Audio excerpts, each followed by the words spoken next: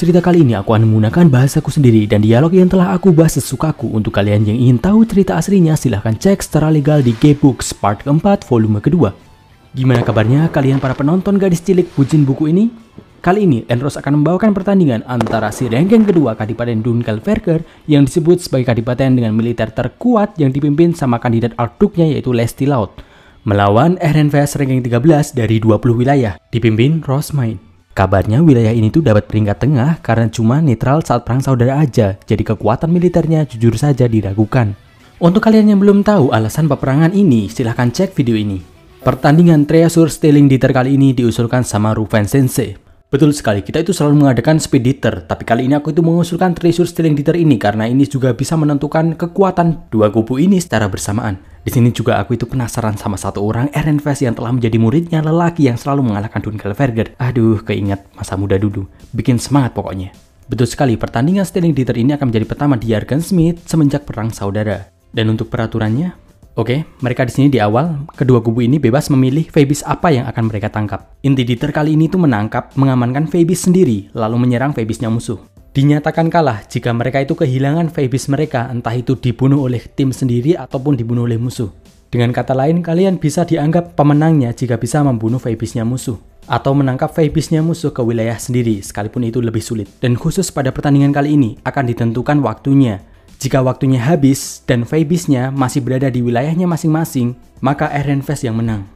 Jadi, RNVS di sini cukup bertahan saja mereka bisa menang, tapi Dunkelverker tak punya pilihan, mereka harus menyerang kubu musuh. Mereka yang tidak sengaja membunuh Phoebusnya sendiri, merekalah yang kalah. Bijaklah dalam memilih Phoebus nanti, jika kalian memilihnya terlalu lemah akan mudah dibunuh oleh musuh, tetapi jika kalian terlalu kuat memilihnya akan sulit kalian tangkap. Atur sendiri strategi kalian. RNVS, berapa banyak kesatria yang kamu punya? 25. Dunkelverker pilih 25 orang. Ada pertanyaan lain?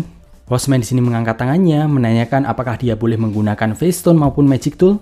Ruven Sensei tentu tak mempermasalahkannya. Mereka juga boleh membawa potion, karena Stealing Treasure Dieter memang biasanya berlangsung lama. Mereka butuh potion pemulihan.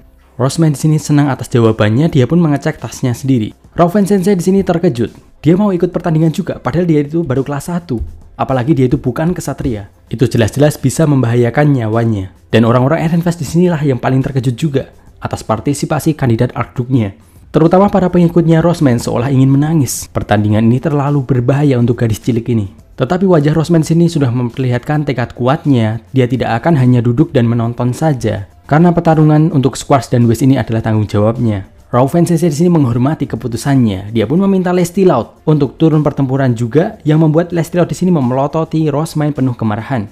Pertarungan akan dimulai pada bel berikutnya, jadi mereka bisa memikirkan strategi mereka. Catatan saja di sini aku nggak tahu arenanya itu kayak apa, tapi biar mudahnya aja, arena ini kita bagi menjadi dua aja. Yang terang RNVS, yang gelap Dunkelverker. Menurut Rosmain, kondisi ini tidak adil karena RNVS hanya punya 25 kesatria saja, nggak bisa pilih-pilih, berbeda dengan Dunkelverker yang bisa memilih yang terbaik dari 100 kesatrianya. Kita di sini akan melihat RNVS yang menyusun strateginya. Rosmain itu ternyata nggak pengen menang di sini karena itu akan terlalu menarik perhatiannya si guru pecinta Dieter, nanti bisa-bisa dia diajak Dieter lagi. Tapi sayang ini melibatkan squash dan whist. Apabila dia di sini tuh perlu menang, dia itu ingin menang tanpa menarik banyak perhatian. Rosmain kali ini tuh meminta untuk memilih Phoebus yang lemah, tetapi tidak cukup lemah jika diikat mati. Contohnya Shumil ya, jadi bukan pilihan. Tapi ada satu murid yang mentah-mentah menolaknya. Rosmain ternyata pengen menyimpan Phoebusnya itu di bagasi Hypebeast-nya, tapi ditolak lagi sama Traugot, pengecut katanya. Kan nggak ada larangan. Tapi nih bocah masih aja nggak terima. Rosmain sini sebenarnya sadar kalau idenya ini tuh mempunyai titik lemah. Bisa aja nanti dicuri bareng Hypebeast-nya Rosmain, yang membuat Cornelius mengingat kejadian 2 tahun yang lalu.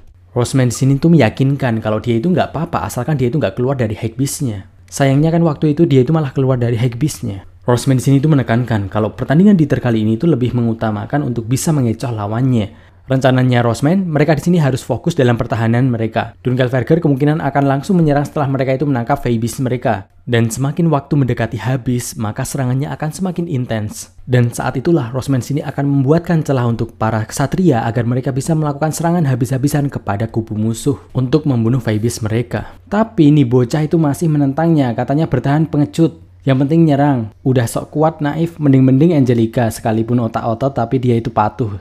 Ya mau bagaimana lagi, Rosmain sini akan memberikan mereka kesempatan kepada mereka yang ingin menyerang habis-habisan ketika mereka itu mampu untuk bertahan. Tetapi untuk melancarkan strategi ini, Rosman membutuhkan ahli serangan jarak jauh. Judy di sini mengajukan diri, sudah tidak sabar untuk beraksi. Peringatan terakhir Rosman bahwa pertandingan kali ini itu mereka perlu bertahan. Memang benar jika serangan itu adalah pertahanan terbaik, tetapi itu diperlukan timing yang pas dan mereka di sini tidak boleh kocar-kacir alias harus tetap berada pada barisan dan formasinya.